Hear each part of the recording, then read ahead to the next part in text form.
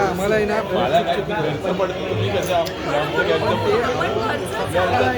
डेटच्या चुकीमुळे झालं. माझ्या कन्फ्युजन ते झालं की उद्याच आहे आणि आम्ही तयारी पण केली.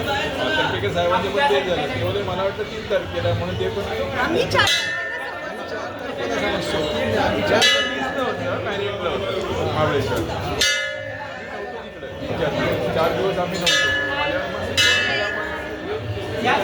कॅबिनेट होती 2 तारखेला.